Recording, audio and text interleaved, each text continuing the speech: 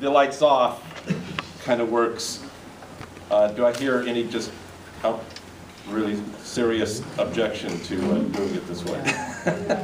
If you hold it up, some of the light from the courtyard, you can, that'll work. So there are notes for today, and then I also did some notes for last week. And I realized that I didn't print up enough notes. So if there could be any sharing done, that would be really cool too. So welcome to our second Sunday on the series called The Game of Creation, study on the first 11 chapters of the book of Genesis. And last week I basically introduced three concepts that will be played out over the course of our study here. And so I just want to review those really, really quickly. One was the idea that science and Genesis are two different games being played. They are two completely different things. And so to think scientifically about Genesis is going to get you on the wrong track immediately. And we'll see how some of that plays out today. So this conflict between science and religion, it only happens seriously if you assume that Genesis is a scientific or has some kind of scientific basis.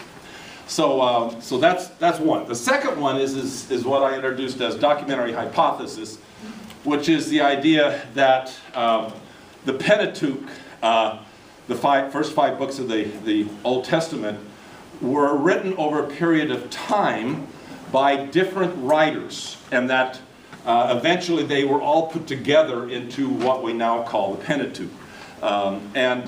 And that those four different writers are represented by four letters. One is J, the Yahwist, J being the first German pronunciation of Yahweh, so there's J, and he wrote in a certain kind of style. And then there is the Elohist, who always describes God as Elohim, and those are certain parts of these five books.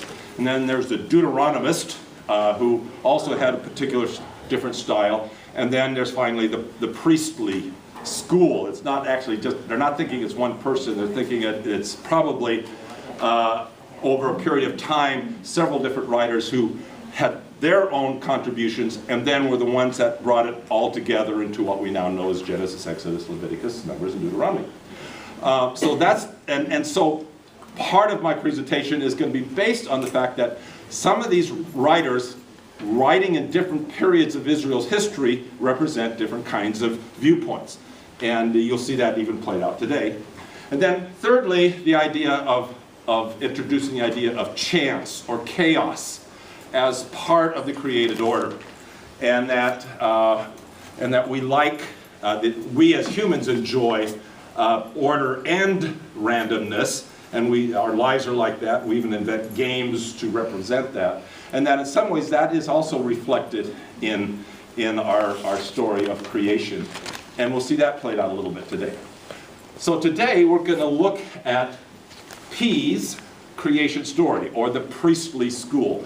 And that is Genesis 1:1 through 2:4a, meaning the first half of verse 4 of chapter 2 is where the priestly story of creation ends. And then next week we're going to look at J's story, which starts at chapter 2, verse 4, part B, and goes to the end of that chapter.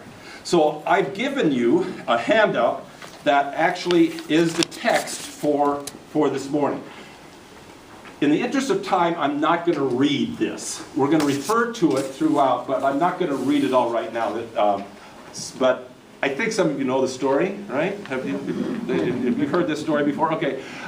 So we're going to be referring to it as we go along here. But the word that I want to introduce this morning is this word cosmogony.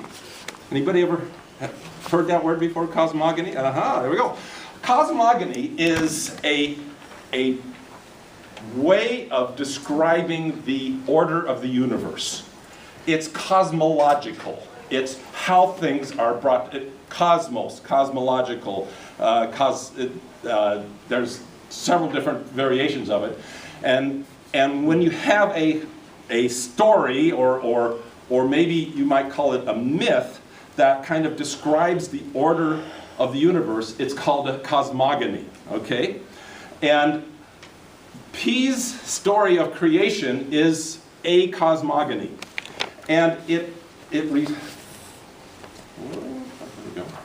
and as we look at it, we're going to realize that it's very similar to some other cosmogonies that were going on. Now, the priestly writers come from about the 6th century BC, or the 500s BC, and they represent the period of Israel's history when they were in exile in Babylon, and then immediately after the exile of Babylon. So they remember, I remember your Old Testament history, they were taken off, Israel, Judah was taken off in captivity to Babylon. They were there 70 years.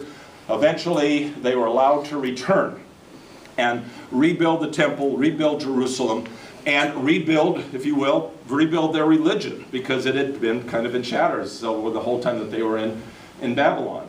And these priestly writers are pulling together all of the sources that they use to help remember what the story is, and so they pull together all these other sources and then put it together in a way that helps them understand what God is doing with the nation of Israel. And so they're out of this Babylonian culture that they had lived in for 2+ generations. And because of that, P's story of creation has some similarities to the Babylonian cosmogony, or way of ordering the universe.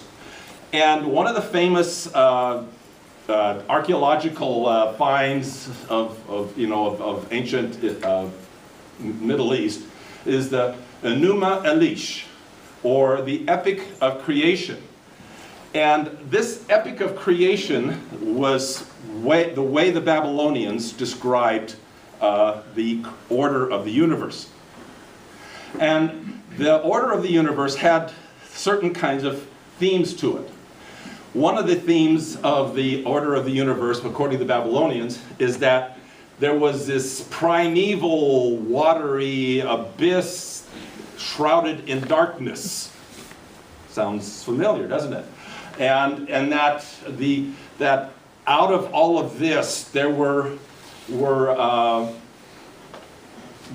many different kinds of beings, divine beings, gods, if you will, that were born, and out of these personal gods, different things started to appear. So there was a light god who then brought light to the darkness, and eventually there would be a sun god, and eventually there would be a moon god, and so as these gods were being born and all that, this almost like a family tree, the world started to get ordered. Notice that it is an ordering in that these primeval waters were the chaos out of which the creation came to be. One of the parts of the story of this is the character Marduk,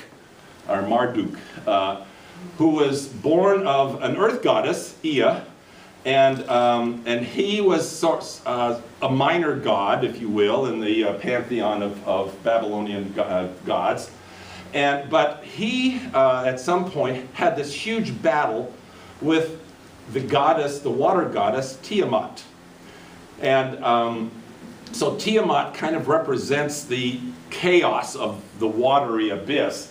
And there's this huge battle between them, and Marduk defeats Tiamat and divides her in half. And half of her is put below the dome of the earth, the waters on the earth, and half of her is put above the dome of the earth, where there's water up there, according to the Babylonians, above the dome of the earth. And so there's half of Tiamat up there and half of Tiamat down here below. And in doing that, the world starts coming into shape, if you will. Humans come out of this story made from the blood of one of Tiamat's accomplices, Kunga, and so in defeating him and slaying Kunga, then somehow humans are come out of that. And eventually Marduk is enthroned as the supreme god of the universe. So this was the prevailing story of creation and of how the world is ordered in the Babylonian culture. Now there were lots of other cosmogonies. The Sumerians had one, and the Indian from Indus had some, and the Egyptians had one, and the Greeks had. All of these different cultures had a cosmogony of one sort. But it's interesting that most likely the Babylonian cosmogony had a profound influence on what would then become the Israeli or the Jewish story of creation.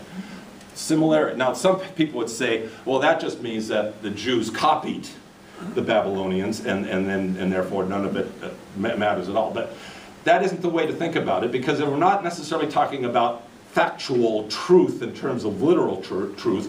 We're talking about how to think of the world in a religious kind of way. And so what the Jewish story does is take some of those same elements but reworks it in very significant ways, as we'll see. What Genesis does, and what the story of creation does, is it moves the idea of procreation, gods giving birth to gods and more gods being born, sort of a genealogy of gods, moves it from the idea of procreation to the idea of creation. God creates. The world isn't born by a series of genealogy gods. And so that genealogy of the gods becomes a genesis of nature. And so there's this creation model versus a procreation model.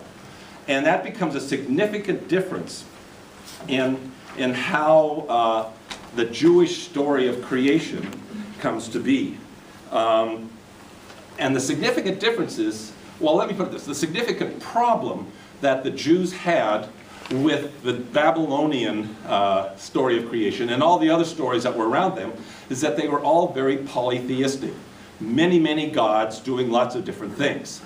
And that created a huge theological problem for the Jews, who believed in only one God. And they needed to find a way to explain the origin of the world, or how the world is ordered, by asserting that there's only one God. Monotheism was their biggest issue. So they were concerned about, especially as they were trying to recreate Israel back there in Jerusalem after the Babylonian captivity, they're trying to find how they can reassert this very important issue of monotheism and so that the people wouldn't be going after idols and being, thinking about other kinds of gods that might be involved. So what the Jewish story of creation does is de-divinize, take out all the divinity that is in nature. Significant kind of idea, where instead of there being the God of water and the God of chaos and the God of darkness and the God of light and the God of this and the God of that, all of that is now created, and it's just nature. It isn't divine in any way whatsoever. And that turns out to be the huge contribution that the Jewish story of creation makes to the world, if you will, to assert that the world is not divine, or that the elements of the world are not divine. They are nature. They are made by God, but there is no. So even humans, even in some of these cosmogonies, for pharaohs and kings could become gods in that way. Not in the Jewish story. No human has divinity. Made in the likeness of God, as we see in our story, but not God. And that becomes a very, very important. So that becomes a serious theological change, radical shift that the Jewish story makes. Along with this is, and we're not going to spend very much time talking about it, but along with this is the whole idea of divinizing numbers. And what's very interesting is that it wasn't until the Jewish story made numbers just numbers rather than making them divine in some way or making them sort of spiritual in some way, were we able as cultures developed to be able to use numbers just as numbers and not as kind of some kind of divine kind of entities in them. The only number that still kind of has vestiges of that is the number 13. And we still have issues about the number 13. We don't, hotels don't have a 13th floor. There isn't even a 13th Avenue out on this, out in the avenues here in San Francisco. But that's about the only number that has any kind of divine. Now there's symbolic meanings to numbers, and the Jewish story has lots of things about the symbolic nature. But numbers themselves are just part of nature now.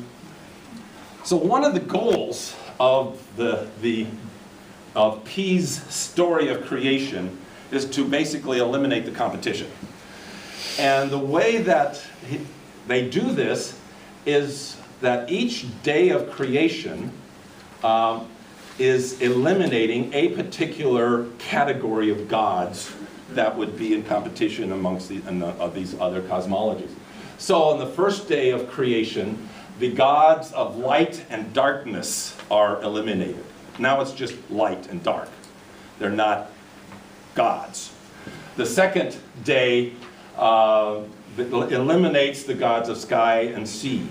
They're just now sky and they're just now sea. That's just nature. They're not divine anymore. The third day, the gods of earth and vegetation are destroyed or eliminated from consideration. The fourth day, the gods of sun and moon and stars are kind of, put aside. On the fifth day, gods of birds and fish. And on the sixth day, any kind of divinity that we might impute into animals or any kind of human divinity is just basically eliminated. And so, creation, in the Jewish story of creation, there is no divine aspect to the creation. Only God is divine. It's still very, very good, as we see throughout the story, and God said it was good. It's a very good creation, including some of these elements like darkness and the watery abyss, but now they're kind of in control, and we'll look at that in a second. But the creation is very good, but it isn't divine. And that's the huge shift that Genesis makes to in their story of creation, to assert and proclaim that the Yahweh, the God of Israel, is the only God there is. At the end of our story, in verse 2, of chapter 2, verse 4a, there's these words, where'd they go?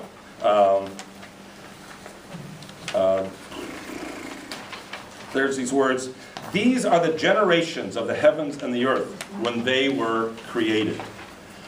And the word generations doesn't mean human generations. In fact, the word that is used for generations in 2:4 is the exact same word that's used for the word day in the rest of the story. It doesn't refer to generations of people. It's kind of saying, as opposed to other cosmogonies where there was this huge, isn't that a weird word, theogony? So this is a Greek view of how all the family tree of the gods and how they all related to each other, and then again this idea they're being born more and more and more and more of them. Basically what Genesis does is just say that's nonsense. The generations of the new created world are just sky and sea and land and humans and animals, but they're not divine. There's no genealogy of creation. There's no kind of hierarchy of gods being born. These are the generations, and the generations referring to this is what it is, and it's just nature. So that's kind of where they go with it.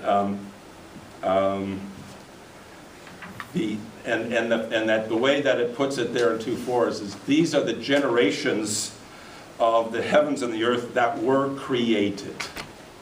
Seems to be the very key word that summarizes this whole story of creation. Any questions about this idea of generations or anything so far? Okay. Yeah. You mentioned that it was kind of a radical shift. Right. Thinking around creation stories.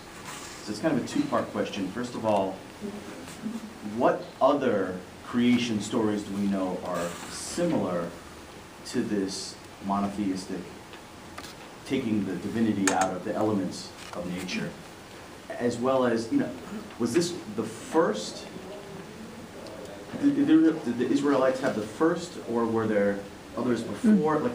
Okay, so the second part first. Okay.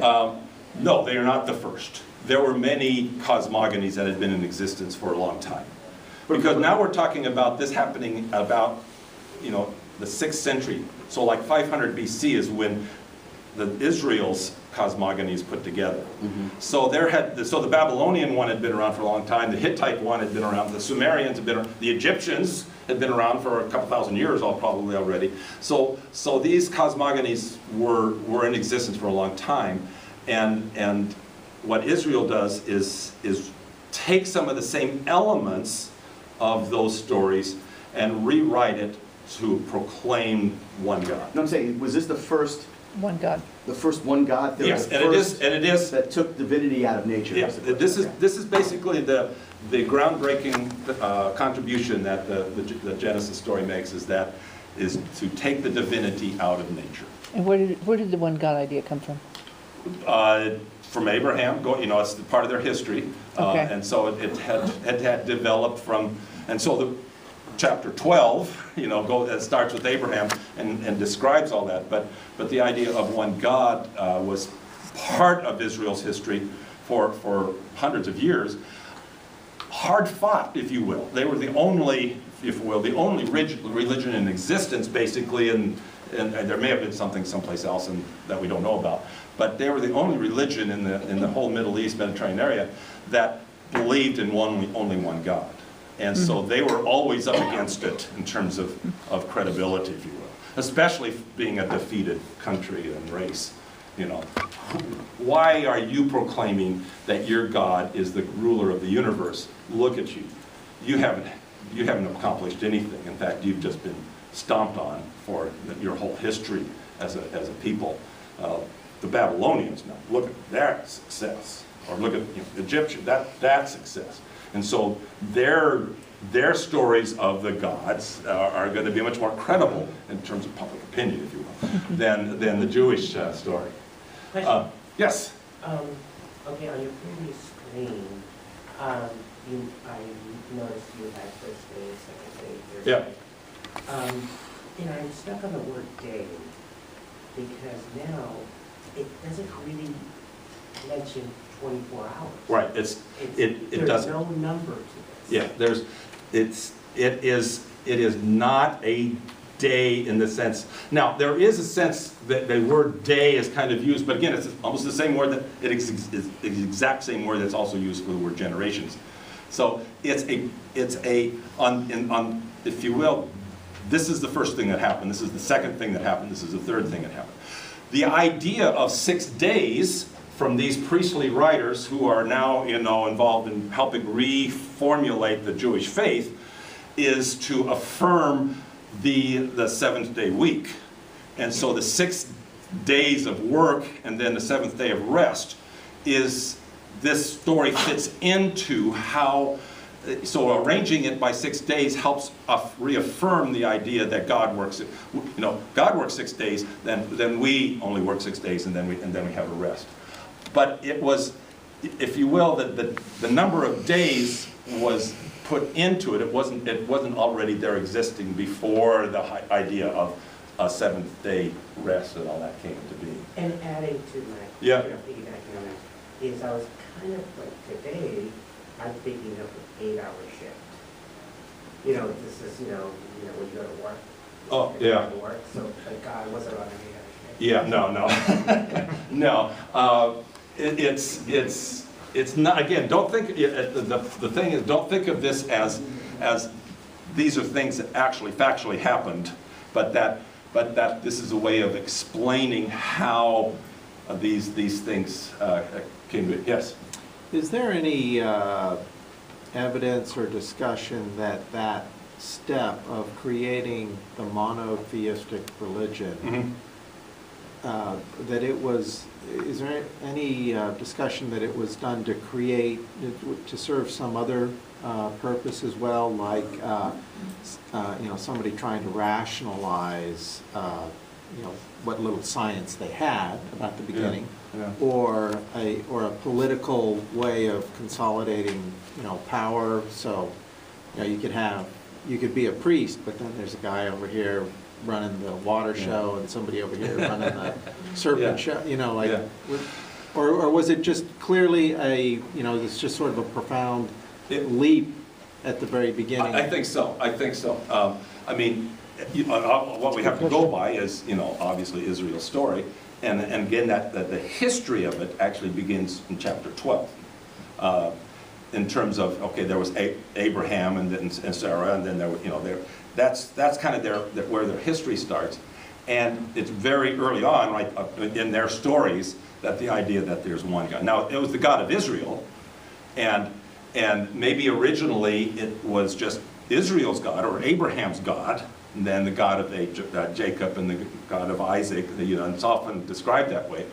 And then in time, in competition with all these other gods that were out there, it became more and more that we're going to proclaim that this is the only God, that this is the only God, and we're going to see some of that in just a second about how important that was. But the idea of a monotheistic is almost predate. I mean, there's another whole discussion that we could have as where that came from. So we're maybe that'll be another Sunday morning seminar later on, because obviously we're talking about our faith tradition too. Okay, so let's get into how this story of creation works in terms of what it actually does. And one of the things I just want to say is that again, I keep emphasizing the fact that we need to set aside any kind of scientific orientation that we have when we're reading this story. So let me put it this way. The story of creation is not pre-scientific, it's not scientific, it's not even unscientific, as if they're lacking in science. It's non-scientific. There is no correlation between how we think of science and the story of creation as it's told, because it's not about describing factually and trying to explain how things have come to be in a factual kind of way. Even though every once in a while you'll see in the story that something that seems like it's explaining something, like why snakes don't have feet, or something like that. But those are kind of like just observations that are part of the story, but the story itself isn't meant to be a factual recounting, and that then later on, we who know better realize that those were bad explanations, and so we just dismiss them as being, and then we oftentimes use the word myth. But when we use the word myth, we're usually thinking of it in terms of false story. A myth is a false story, whereas in reality, a myth is a profound story that doesn't necessarily have factual or historical or scientific explanations, but it is still profoundly true. And so So, but we tend to dismiss, so that's where a lot of the problem with when we compare science and the story of creation is that we dismiss the story of creation, or else we